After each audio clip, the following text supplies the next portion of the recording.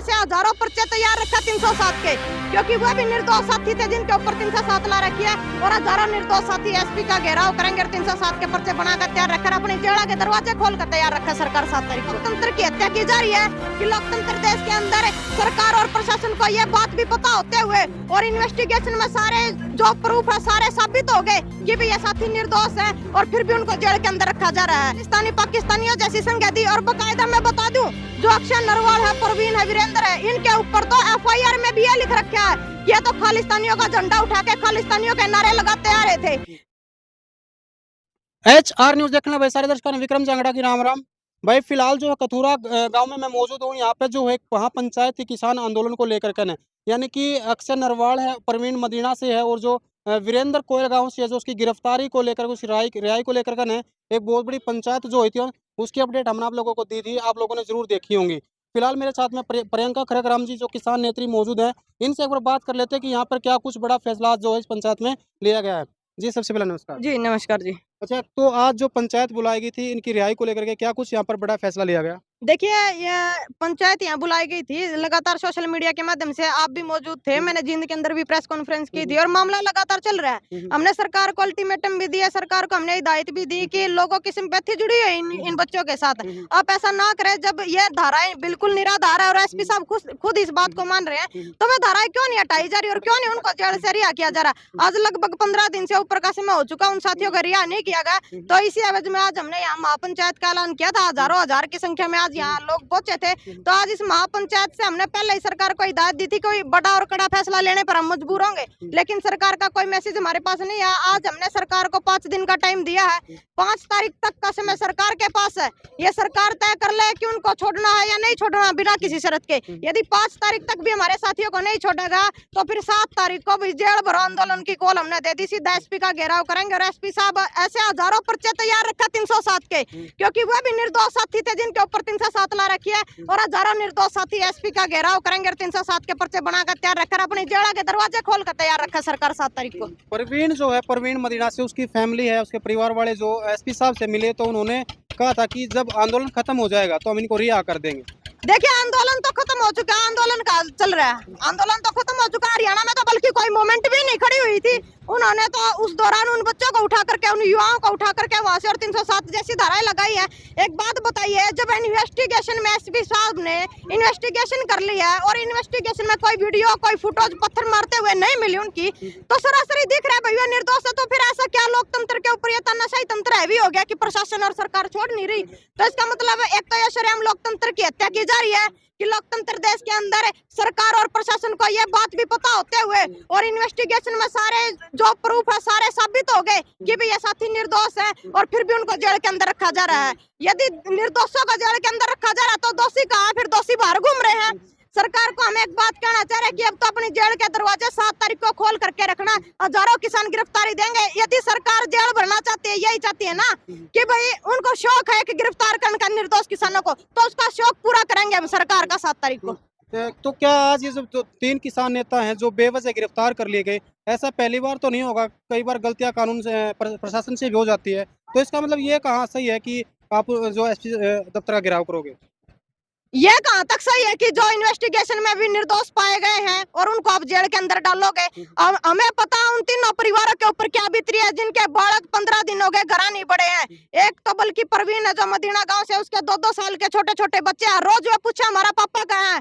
कहाँ भाई? किसान संगठन की जवाबदेही क्यों नहीं है? ये फर्ज समाज का बना क्योंकि वे किसी पारिवारिक लड़ाई में भीतर नहीं जा रहे हैं, समाज की लड़ाई में भीतर जा रहे हैं। हमारा समाज के आदमियों का फर्ज बना है कि आज हम उन साथियों के साथ खड़े हुए। यदि आज ये हमारा मनोबल टूट गया, उन साथियों की आवाज नहीं उठी, तो आने वाला टाइम में हजारों युवाओं के रास्ते बंद हो जाएंगे समाज में आवाज उठाने के।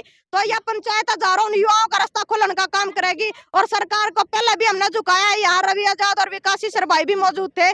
टोहाना थाना के अंदर इनको भी रखा गया था। 307 और 302 तक के मुकदमे लगाए थे, लेकिन सरकार को रात के 12 बजे इतवार के दिन कोर्ट के दरवाजे खोलने पड़े जनता के दम पे। असल जो सरकार है, मैं बता दूं, इस सरकार ने असल जो सरकार एक कुर्सियां पे बैठने वाले नहीं है। जिस दिन जनता अपनी ताकत का एहसास करवाओगी उस दिन सरकार ने गोड्डा का तनाना पड़ेगा। बहुत सारे हरियाणा के युवा हैं जो कह रहे हैं कि ये किसान ही नहीं है, किसान तो अपने खेत में काम लग रहा है, अपने घर पे है, जो आंदोलन में जा रहे हैं, जो कि गिरफ्तार किए जाएं, किसान नहीं है ये तो उपद्रवी हैं। देखिए ये सरकार द्वारा ये मैसेज फैलाया जा रहा है। 13 महीना हम पहले बॉर्डर के ऊपर रहे, बॉर्डर के ऊपर भी सरकार ने खालिस्तानी और पाकिस्तानियों की संज्ञा दी। पंजाब तो हमारा आंदोलन उठ कर आया, उसको भी इन्होंने खालिस्तानी पाकिस्तानियों जैसी संज्ञा दी। और बकायदा मैं बता दूं, जो अक्षय नरवाल है, परवीन है, वीरेंद्र है, इनके ऊपर तो FIR में भी ये लिख रखा है कि ये तो खालिस्तानियों का झंडा उठा के खालिस्तानियों के नारे लगाते आ रहे थे। मैं बताना चाहूंगी कि अक्षय नरवाल वो नेता है, वो युवा है जिसने पंजाब में उस निवाला के ऊपर ज्योति जला है भगत सिंह की, और वो सरकार द्वारा LPG गैस तो जलाई गई है। लेकिन उस युवा ने 2 साल पहले ओढ़ पहुंचे, उसके मन में एक विचार आया कि क्यों ना हमारे शहीदा की जोत हम देसी घी तो जलाने का काम करा। पिछले 23 मार्च को 60,000 परिवारों का घी इकट्ठा करके, और उस छोरे ने, उस नौजवान ने समाज के बीच में यह विचार दिया कि 2-2 चम्मच घर तक घी इकट्ठा कर हम वहां जोत न जलावा। तो आज भी वो जोत जल रही है लगभग 1 साल होने का। तो मतलब भी इस सोच का अक्षय नरवाल है, इस सोच के हमारे युवा है, और उनको सरकार खालिस्तानियों का तमगा दे रही है। बड़े शर्म की बात है, और शर्म आनी चाहिए सरकार को। हम एक बात कह रहे हैं कि इन्वेस्टिगेशन में भी उन्होंने इस तरह के एलिगेशन लगाए कि ये तो खालिस्तानियों का झंडा उठा रहे थे, ये हमारे ऊपर गाड़ी चढ़ाने का प्रयास कर रहे थे। SP साहब ने इन्वेस्टिगेशन कर भी ली, सारे प्रूफ उनके मतलब साबित हो चुके हैं कि वो बिल्कुल निर्दोष है। तो हमें नहीं पता ये जवाबदेही हम सरकार से कर रहे हैं, ये मांग हम सरकार से करें कि आखिरकार फिर पेच कहाँ पे अटका। जी। अच्छा प्रियंका जी ये बताओ, पंजाब के सिख किसान उनके ऊपर खालिस्तान की मांग के जो है आरोप लगाए जाते हैं। देखिए सरकार द्वारा जब भी किसान, सरकार ये चाहती है कि किसान केवल बस उनके ऊपर तानाशाही तंत्र आप लागू करते रहो, और किसान बोला ना जब तो वह किसान है। लेकिन जब किसान अपने अधिकार की आवाज उठाना सीख गए, इनता अपने हक की मांग करना सीख गए, अपन हमारी फसल का जो दाम है इनता वो दाम हमने मांग लिए, तो इनको आज हम खालिस्तानी नजर आ गए। देश की जो GDP है वो किसान के ऊपर निर्भर करा है, किसान सारे देश का पेट भरा है, और किसान आज इन्हें खालिस्तानी दिख गया। यदि हमने अपना हक मांग लिया, कोई दुकानदार है, कोई यहाँ तक कि कोई पानी की बोतल भी बेचा, वो भी अपने खुद के दाम तय करे भाई। लेकिन ऐसा क्या जुल्म हो गया जो सपा के बीच में 6 महीने तक इंतजार करे, खेती करे, उसने अपनी फसल के दाम तय करने का भी अधिकार नहीं है।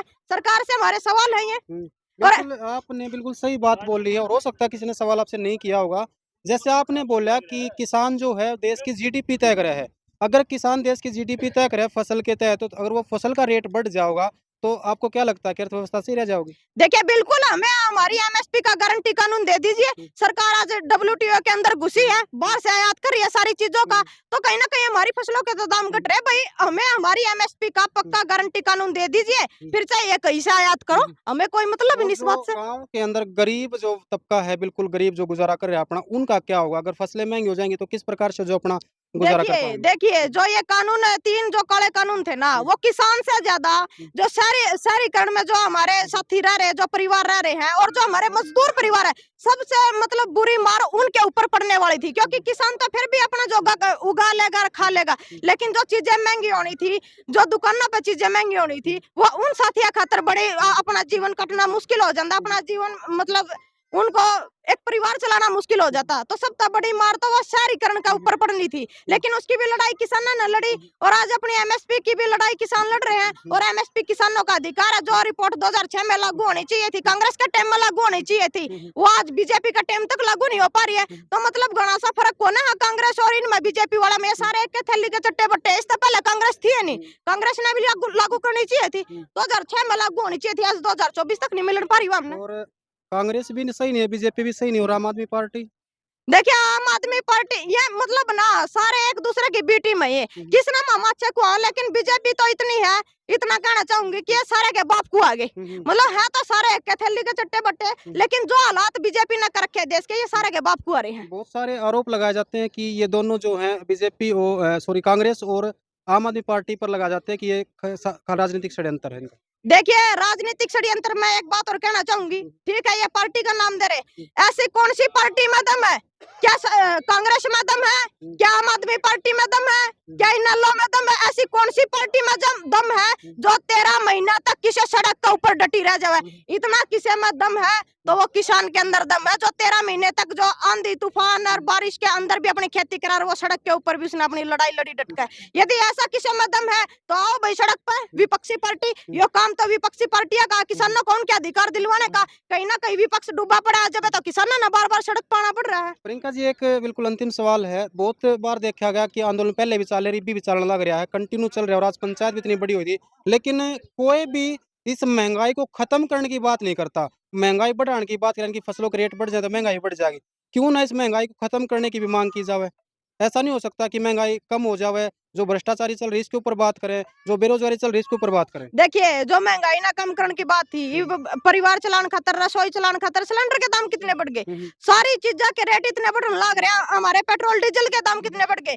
इस बीजेपी आने से पहले और जो इस बात का बेड़ा उठा रहे थे, जब तो 400 का सिलेंडर होया करता है स्मृति ईरानी थी, आज वह इस बात की पैरवी करने लग रहा है 1000+ सिलेंडर जा रहा है। और इलेक्शन का टाइम पे 200 रुपया घटा के सिलेंडर के अनु करना चाह रहे हैं, हमने 200 रुपया घटा दिए। मतलब लोगों के दिमाग में एक बात क्लियर करना चाह रहे हैं, एक परसेप्शन जचाना चाह रहे हैं लोगों के दिमाग में। अगर 200 रुपया कम कर दिया, लेकिन लोग ये चीज भी तो देखो, 600 रुपया महंगा भी तो इन्हें न करा है। तो इलेक्शन के टाइम पे ये इस तरह की चीजें करेंगे वोटों के नाम पे। लेकिन मेरा समस्त किसान मजदूर था, मेरा हाथ जोड़ का निवेदन भी है और बल्कि आह्वान भी है कि यह 2024 का वो टाइम है, या तो जो ये तानाशाही, जो ये गुजराती गुंडे छोड़ रखे, या तो इनका इलाज बंद लो, वरना सारा देश गुलामी की तरफ जाने लग रहा है, सारा सौदा का प्राइवेशन हो लिया। तो आपने नहीं लगता कि अगर महंगाई के ऊपर, भ्रष्टाचारी के ऊपर, बेरोजगारी के ऊपर बात करेंगे तो सारी जो है एक इकट्ठे होकर एक आंदोलन कर सकें? देखिए आज अलग अलग वर्ग के धरने चल रहे हैं और हम लगातार, हम किसान जो भी नेता हैं या फिर जो भी आगू हैं, वो इस बात का आह्वान भी कर रहे हैं। ड्राइवरा का धरना चल रहा है, सीईटी वाले बड़का का धरना चल रहा है,